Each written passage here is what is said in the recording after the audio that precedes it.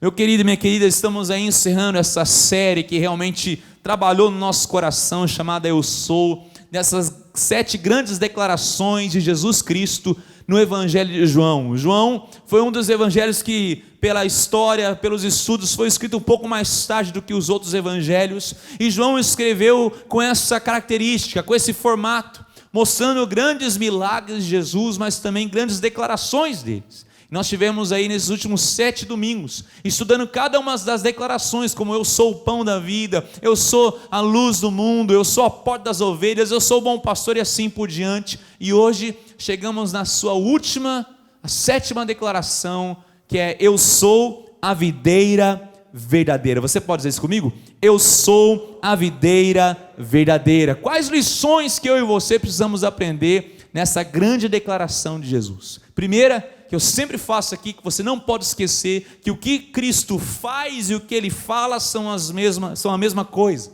é a sua essência. Cristo não fala algo que Ele não possa fazer, ou Ele não faz algo que Ele não possa cumprir, ou seja, tudo o que Ele faz e fala são a mesma coisa, a essência dEle. Por isso que essa declaração de Jesus mostra um pouco da sua missão, do seu propósito e do seu propósito para cada um de nós.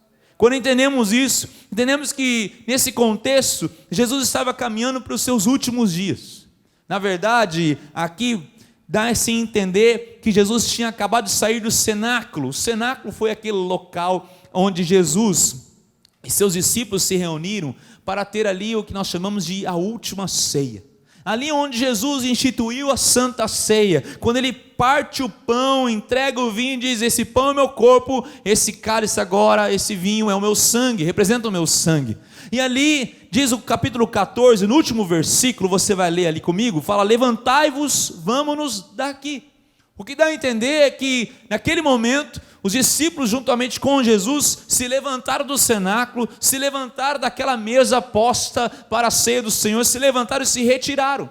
E nós reconhecemos que ao redor de Jerusalém havia muitas videiras, época de Páscoa, época de lua cheia, e à luz do luar eles caminham, quem sabe por entre as videiras, e nesse caminho por entre as videiras para irem a um Getsêmani, Jesus ali, Ele diz: eu sou a videira verdadeira. Jesus sempre usa a linguagem que as pessoas entendem, Ele não usa uma linguagem estranha, mas Ele estava revigorando ao coração daqueles seus discípulos, os homens judeus, a história, o que se contava, essa identificação da videira. Na verdade, ali, Jesus deixa as suas últimas palavras, e você sabe que as últimas palavras de alguém são muito importantes. Certamente você perdeu alguém na sua vida, muito próximo de você, que você o amava muito, e certamente você lembra dos últimos momentos que você teve com essa pessoa, não só das suas palavras, mas das suas atitudes. Jesus, Ele deixa essas últimas palavras como fosse um grande sinal, para que eu e você, e não só os seus discípulos ali naquele momento, mas para que eu e você hoje fôssemos ministrados. Por isso que essas palavras ressoem no nosso coração, não só nos nossos ouvidos. Eu sou a videira verdadeira. Quando nós entendemos isso, nós entendemos que a videira era uma imagem que se refletia ao povo de Israel. Todas as vezes no Velho Testamento, inúmeras vezes, na verdade, os profetas falam da vinha, da videira, da vide. Todas essas eram referências a Israel, ao povo de Israel, ao povo judeu. Só que essas referências, tanto em Isaías, quanto Jeremias, Ezequiel, Oséias, e assim por diante, em Salmo 80, versículo 8, também faz essa referência. Todas elas identificam o povo com a videira, mas fala de uma forma degenerativa. Essa videira, ela não dava frutos, essa videira era infiel, essa videira era corrupta. Nenhuma das vezes há uma indicação de que a videira sim era uma videira frutífera. É por isso que Jesus diz: ei, eu sou a videira verdadeira, eu sou essa que deveria dar frutos, eu sou o substituto de Israel que não teve os frutos dos quais Deus esperava, mas eu sim sou essa videira. E Ele diz: vós sois os ramos. Por isso que nós entendemos que a vinha se converteu no símbolo do povo de Israel, porém todas as vezes havia uma linguagem de condenação, de denúncia, desde os profetas. Até mesmo os profetas já indicavam que Israel havia falhado na sua missão de dar frutos. Então Jesus Cristo aparece em cena e diz: eu sou a videira verdadeira. É como se Jesus estivesse falando o seguinte: vocês creem que porque pertencem ao povo de Israel são o ramo da videira de Deus? Não, porque a videira não é um povo. A videira, que é o povo de Israel, está degenerada, como bem os profetas viram. Mas eu sou a videira verdadeira, diz o Senhor, e vocês são esses ramos que devem estar conectados comigo. Na verdade, nós temos que entender que esse texto não está falando de salvação. Muitos confundem, acreditando que é uma linguagem de salvação. Não. Bem da verdade, a palavra diz que nós não somos salvos pelas nossas obras, pelos frutos que temos. Os frutos e as obras, elas são a decorrência da nossa salvação. Nós somos salvos pela graça e não pelas obras, porque a salvação é dom de Deus, é graça do Senhor sobre a nossa vida, e ponto final, queridos. Se você entende de outra forma, ou se você foi instruído de outra forma totalmente errada, porque a salvação é a graça do Senhor. Estávamos falando agora há pouco sobre algumas canções, que dizem: eu escolho Deus, enganado. Só que não, como diz os jovens, só que não. Não, nem mesmo a capacidade de escolher Deus vem de mim. É Deus que me escolhe antes. É Deus que determina a minha salvação. Então, se você foi salvo, se você é salvo em Cristo Jesus, é porque Deus te ama tremendamente, querido. Há duas formas de termos filhos, você sabe disso. Uma forma natural, que a grande maioria aqui foi assim. Você teve um pai e uma mãe biológico, todos tivemos. Mas a outra forma é aqueles casais que são incapacitados de forma genética a terem filhos, então eles adotam. A palavra do Senhor diz que nós somos filhos adotados, e eu vou falar uma coisa para você: entre o filho natural e o filho adotado há uma grande diferença.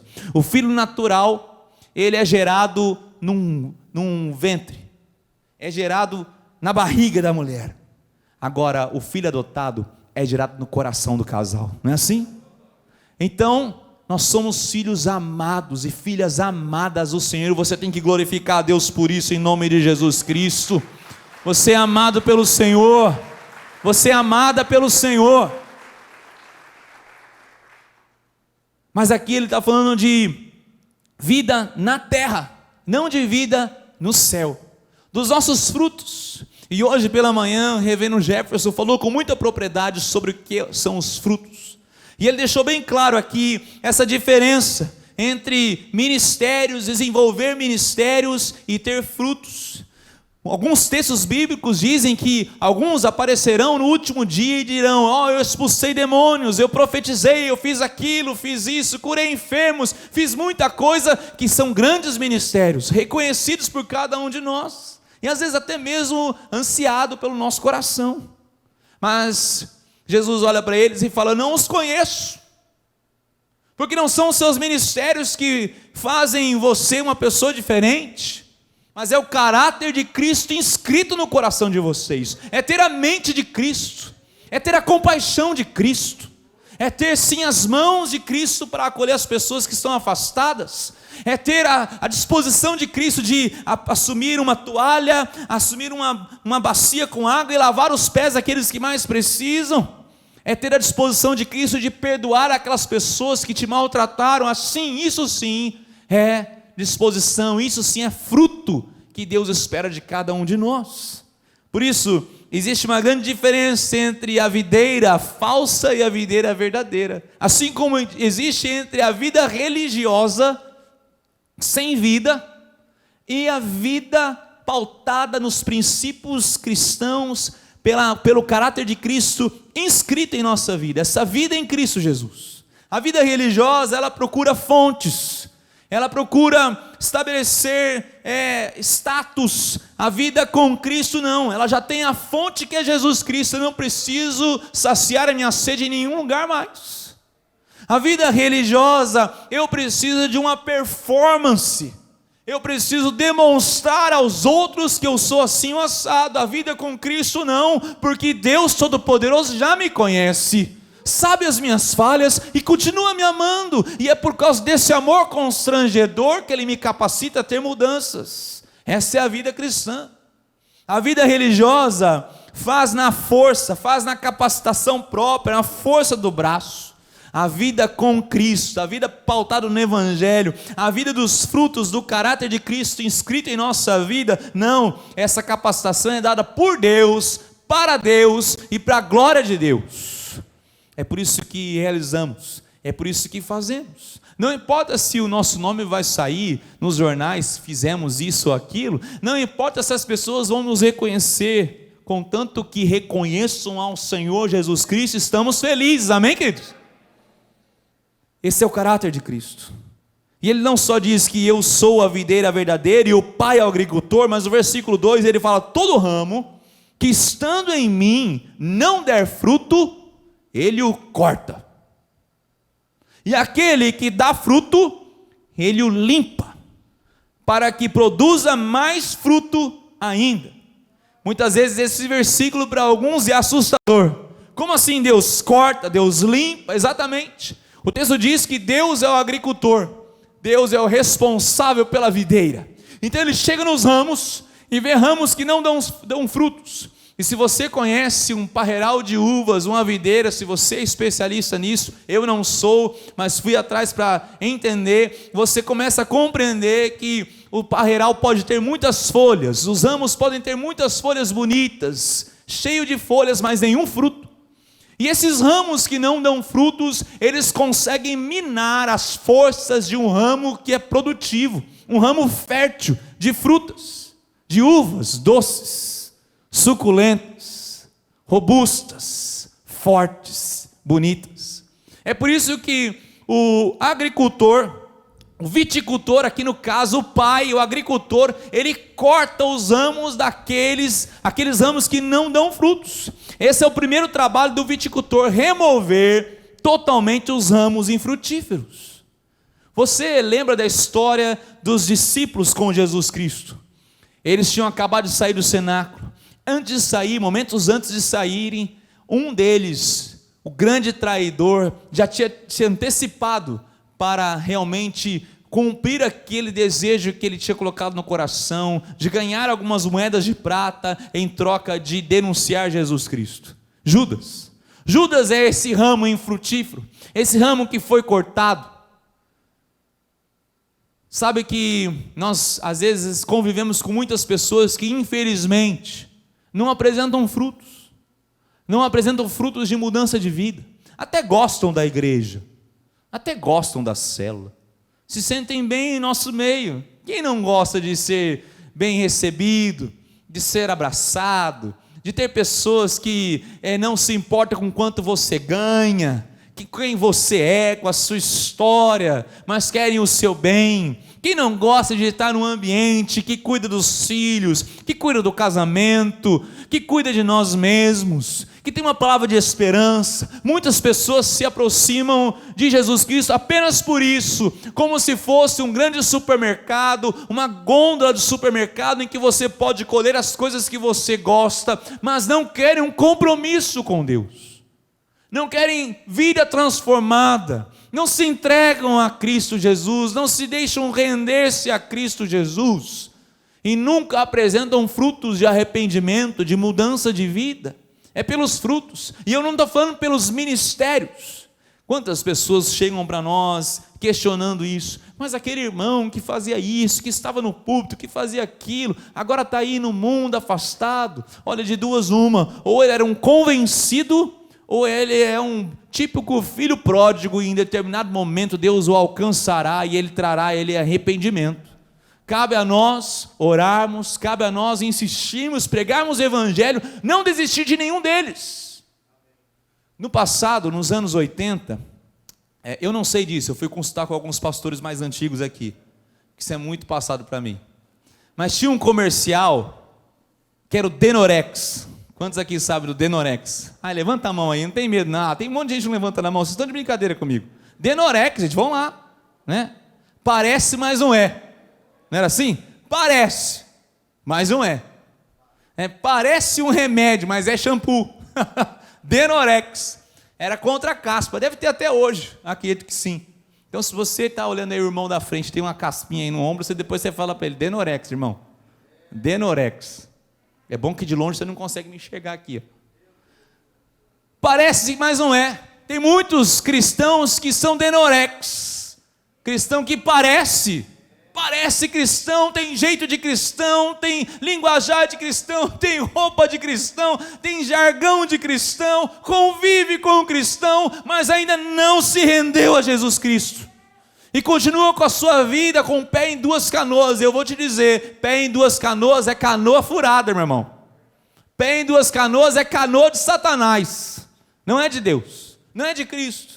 Então eu criei um cristão Denorex e o Pai vem e remove essas varas infrutíferas, esses supostos discípulos que experimentaram uma conexão muito superficial com a igreja e com Cristo e nunca se rendem a Jesus Cristo. Não tem uma mudança real. Quantos de nós pastores atendemos pessoas nos nossos gabinetes pastorais em aconselhamento e perguntamos para eles e para elas: por que você se considera um cristão? E olha, mais de 50% falam: pastor, porque eu faço isso, porque eu faço aquilo, porque eu não faço aquilo, e começam a colocar um monte de regra. Elas não entendem ainda que cristianismo é um relacionamento de intimidade com o Senhor. São ramos que, se não entenderem isso, serão cortados. Essas são as varas infrutíferas. 1 João, capítulo 2, versículo 19, você não precisa abrir, eu vou ler para você. Diz assim, ó: eles saíram de nosso meio, entretanto não eram dos nossos, porque se tivessem sido dos nossos, teriam permanecido conosco. Todavia, eles se foram para que ficasse manifesto que nenhum deles é do nosso. Imagine só. Quando lemos as cartas do Apocalipse, vemos a perseguição que havia ali com o Império Romano com relação àqueles que eram do caminho, os cristãos, e vimos muitas pessoas deixarem esse legado de Cristo e abandonarem a Cristo. Nós vemos o próprio discurso de Jesus inúmeras vezes, nós lemos aqui algumas vezes o próprio Evangelho de João, essa divisão entre um discurso duro de Jesus, e algumas pessoas não puderam suportar o discurso de Jesus, e mesmo aqueles que pertenciam aos discípulos, abandonaram Jesus, a ponto de Jesus virar para os seus apóstolos, seus discípulos mais chegados, e falarem: e para vocês? Vocês também vão me abandonar? Então Pedro se levanta e fala: para quem iremos, se só tu tens as palavras de vida eterna? Ele entendia que ele precisava de Jesus Cristo de forma irrestrita, mas o agricultor, o pai, não apenas corta, mas ele poda. E essa é a graça da vida cristã, ser podado por Deus. Deus nos ama tanto que Ele nos disciplina. Deus nos ama tanto que Ele nos poda, que Ele tira as arestas. E uma das grandes formas de Deus nos tirar as arestas, nos lixar, é dentro da igreja, querido. Tem sempre aquele irmão, aquela irmã lixa. Você conhece o irmão e a irmã lixa ou não? É aquele que te dá uma incomodada ali, aquele que te dá uma incomodada aqui, mas na verdade ele não está te incomodando, é um instrumento de Deus para te lixar, para tirar as arestas vivas e deixar você mais acomodado a esse grande edifício que se chama igreja, em construção que nós estamos. E ali diz a palavra que Ele nos poda, Ele nos limpa, porque ao podar um ramo da videira, aquele ramo que produzia fruto vai produzir ainda mais, diz o texto. É assim que fazemos quando nós vamos lidar com uma árvore frutífera. Nós a podamos de uma forma organizada para que ela ganhe força por os ramos que estão sendo frutíferos. Mas no versículo 3 ele fala como ele nos limpa: vós já estáis limpos pela palavra que vos tenho falado. Perceba que os discípulos aqui, eles não tinham a Bíblia como eu e você temos, já montada. Na verdade, eles estavam em construção. Eles estavam escrevendo a palavra de Deus. Muitos dos discípulos escreveriam cartas aqui maravilhosas. O próprio apóstolo Paulo aqui nessa passagem ainda não tinha se rendido ao chamado de Jesus Cristo, que foi o grande responsável por escrever boa parte do Novo Testamento que conhecemos. Então, ali ele fala a palavra, mas que palavra é essa?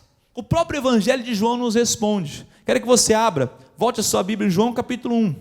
João, no capítulo 1. João responde com essa palavra. João capítulo 1, versículo 1 fala: no princípio era o verbo, e o verbo estava com Deus, e o verbo era Deus. Versículo 14: e o verbo se fez carne e habitou entre nós, cheio de graça e de verdade, e vimos a sua glória, glória como do unigênito do Pai. O verbo é Jesus, a palavra de Deus é Jesus, a manifestação máxima da comunicação de um Deus relacional está em Jesus, e ele está falando: aquele que tem o Filho, aquele que tem Cristo, ele é podado por essa palavra. Por isso que o caráter de Cristo tem que estar em mim, querido. Mas como? Através da intimidade, através da palavra do Senhor, através dessa leitura. Inclusive amanhã, aqueles valentes homens e mulheres que aceitaram o nosso desafio para ler o Novo Testamento, agora nos últimos meses, amanhã nós lemos os últimos 4 capítulos do livro do Apocalipse. Você tem que glorificar a Deus com as suas palmas. Que bênção, que bênção.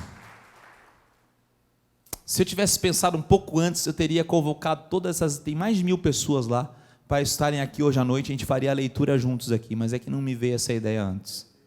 Mas é maravilhoso. Eu quero que você que vai encerrar amanhã tenha um tempo de gratidão ao Senhor pela palavra dele, por esse alimento maravilhoso que é a palavra de Deus. E aqui Jesus é a representação da palavra de Deus ao nosso coração. Ele é esse verbo, ele é essa poda em nossa vida.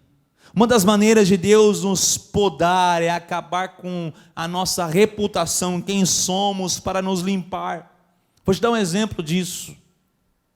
Nós pastores, um dos grandes inimigos dos pastores se chama púlpito. Eu posso me esconder atrás dele.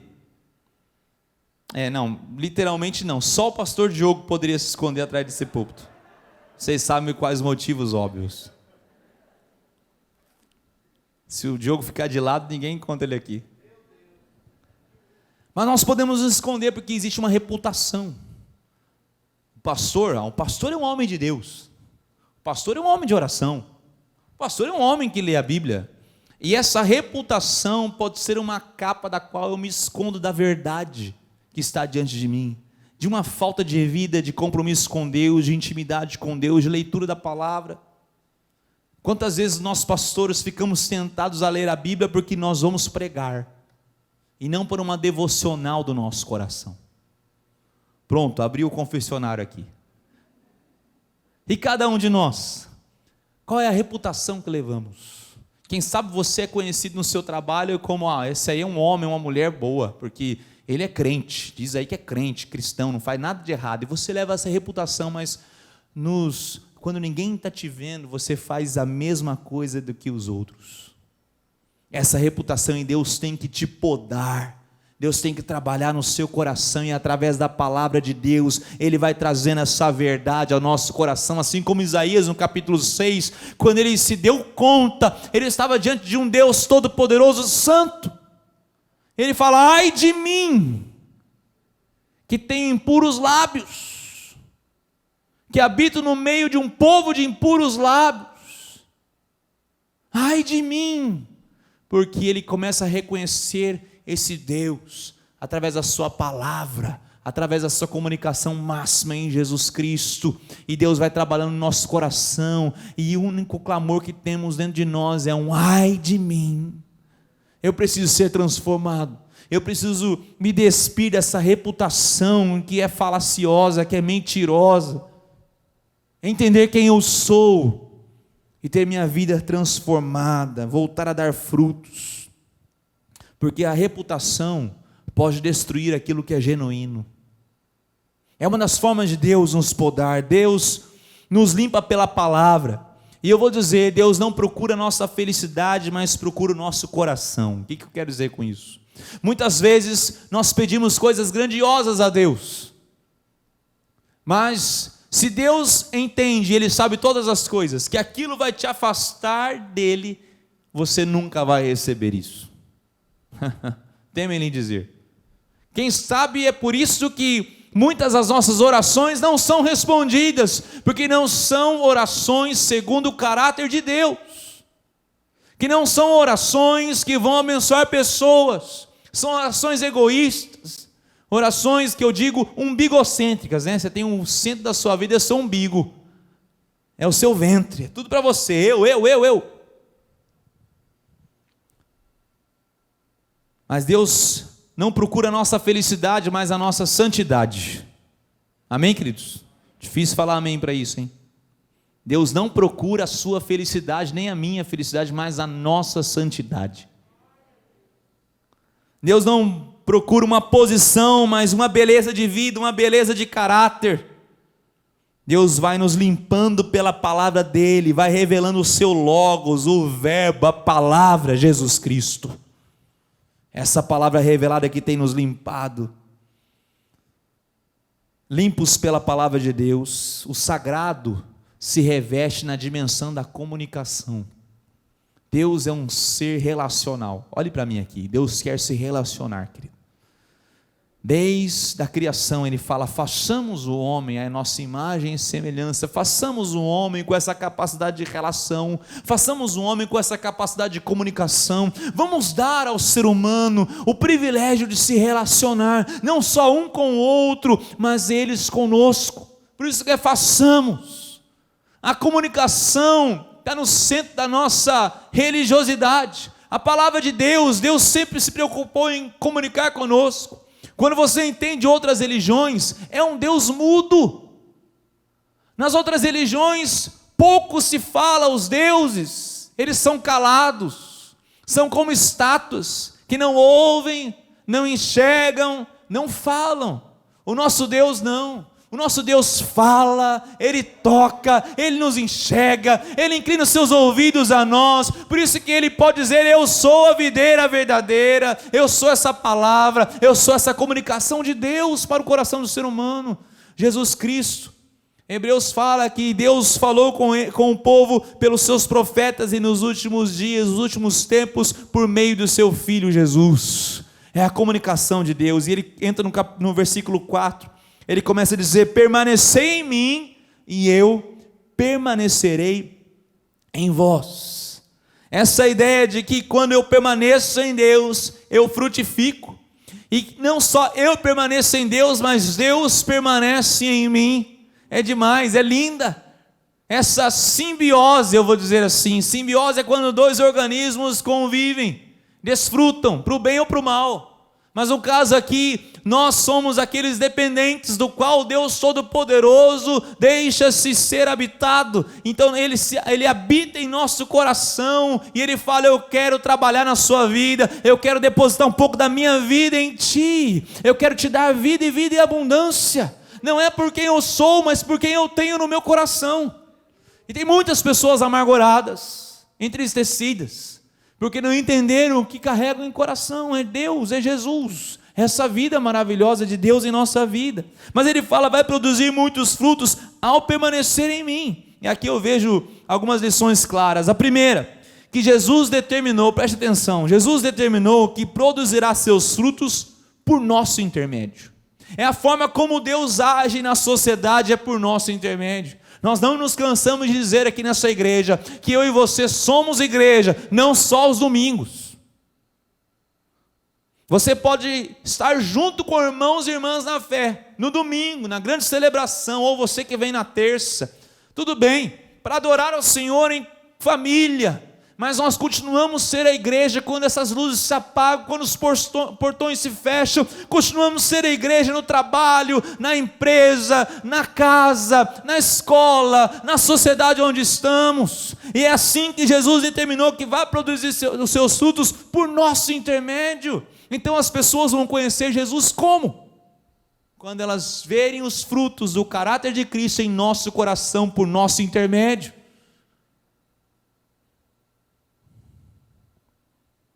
Segundo, que o que Jesus deseja produzir através de nós não pode ser produzido sem Ele. Assim como Ele deseja que você frutifique, eu e você temos que entender que sem Ele nunca vamos frutificar. Por isso que eu permaneço nele e Ele em nós. Como eu disse, essa dependência, ou seja, dependência e disciplina, porque sem dependência a disciplina é infrutífera. Eu posso ser disciplinado, eu posso fazer todas as coisas, eu posso trabalhar muito, mas não ter dependência de Deus, continuo sendo infrutífero. Agora eu posso ser dependente de Deus, mas nunca me dispor a frutificar, também serei infrutífero. As duas coisas têm que andar juntos. A dependência do Senhor, ser nutrido por Ele, porque Ele é a videira verdadeira, e eu como um ramo que permaneço nele, eu disciplinamente, intencionalmente, eu vou frutificando os frutos na sociedade, frutos bons, frutos que glorificam ao Senhor. Esse é o ramo frutífero. Há uma história de David Livingstone, que pregou o evangelho por muito tempo na África. O reverendo Jefferson contou uma história muito parecida hoje pela manhã, de que nós temos que ser confundidos com Cristo. E me veio à memória esse missionário. Muitos anos na África. Ele morreu no campo missionário, e ele foi enterrado na sua terra natal, na Inglaterra. Mas o seu túmulo diz que, mesmo que seu corpo esteja na Inglaterra, o seu coração continua na África. Tal forte foi a influência deste homem como missionário. Anos mais tarde, outros missionários foram nas mesmas aldeias onde David Livingstone trabalhou como missionário de Jesus Cristo. E ali, ao pregar o evangelho, diz a história verídica, que aqueles homens missionários começaram a falar de Jesus Cristo, as atitudes de Jesus Cristo, o que Jesus Cristo faria, como ele se comportaria, e um daqueles nativos ali disse: não, esse homem já esteve aqui, esse homem já habitou entre nós conhecemos esse homem que você está falando, mas ele não se chama Jesus, ele se chama David Livingstone. Imagine só, sermos confundidos com Jesus Cristo, a tal ponto das pessoas falarem: não, eu vejo o caráter de Cristo em você, eu vejo as atitudes de Cristo em você. Por isso que muitas vezes você pensa: como que essa pessoa vai vir para a igreja? Simples, seja a igreja na vida dela. Como que essa pessoa vai conhecer Jesus Cristo? Simples, seja Jesus Cristo para a vida dela. Como essa pessoa vai conhecer a palavra de Deus? Simples, seja a palavra de Deus na vida dela. Porque o versículo 8 fala: nisto vai ser glorificado meu Pai, em que deis muito fruto, e assim vos tornareis meus discípulos. Eu vou te falar uma coisa, que frutificar é algo sobrenaturalmente natural para o discípulo e discípula de Jesus Cristo. Eu não preciso fazer força, e naturalmente eu vou frutificando, desde que eu permaneça com Cristo Jesus, desde que eu esteja conectado, desde que eu desfruto dessa intimidade, dessa conexão de intimidade. E no versículo 9 ele fala: como o Pai me amou, também eu vos amei, permanecei no meu amor. Permanecer no amor é permanecer em Cristo, que é a máxima expressão do amor de Deus para o ser humano. É permanecer conectado com Cristo e não abrir mão por nada nesse mundo, por nenhuma oferta mais sedutora que exista. Eu não abro mão de Cristo comigo. É guardar os mandamentos, como dissemos aqui, pela palavra do Senhor. Então ele aponta algumas características, e eu quero ir para o encerramento dessa mensagem. A primeira característica disso tudo é a alegria. No versículo 11 ele fala: tenho-vos dito essas coisas para que o meu gozo esteja em vós, e o vosso gozo seja completo. Para que a minha alegria, você está entendendo o que Jesus Cristo está falando? Que a alegria de Deus é depositada em nosso coração. Acho que você não sabe o que é isso, eu também não sei ainda. Queria muito compreender isso. O que seria a alegria de Deus? Que satisfação plena. Você pode lembrar de um dia muito alegre na sua vida? Pode lembrar aí na sua mente? Lembra um dia muito alegre, de uma grande resposta, uma grande bênção. Quem sabe para alguns aqui foi o dia que você casou. Oh, glória! Diz amém aí, maridão. Oh, não perde essa oportunidade, poxa. Quem sabe para você foi o dia do nascimento do seu filho, dos seus filhos. Uau! Você lembra? Quando você pegou seu filho, sua filha pela primeira vez no colo? Para os homens isso ainda é mais emocionante ainda, porque estava na barriga da esposa. De repente aquele peso vem na sua mão, fala: uau, virei pai. Mas sabe que isso não se compara à alegria de Deus depositada no seu coração? Ele fala: para que o meu gozo, a minha alegria esteja em vós, e a sua alegria então será completa. Essa é a alegria. Mas precisamos admitir que muitas vezes, ao olharmos para a palavra de Deus, parece, e o mundo diz isso, que ele vai tolir a alegria. Você não se diverte, poxa, que isso? Parece que a tua igreja vem te tolindo todas as vezes, parece que isso tira a sua alegria. O que está acontecendo? Bebe um pouco mais, sai um pouco mais, faz um pouco de farra. As pessoas não entendem o que é alegria, querido. Elas não compreenderam o que é alegria. A definição de alegria delas está totalmente errada. Nem a minha, a sua definição serve. Jesus está falando assim: Ele vai depositar da alegria dele em nós. Então receba da alegria do Pai na sua vida em nome de Jesus Cristo. Mas Ele não fala só isso. No versículo 12 Ele fala que vos ameis uns aos outros, assim como eu vos amei. Outra grande característica de permanecer em Cristo, não é só alegria, mas é o amor.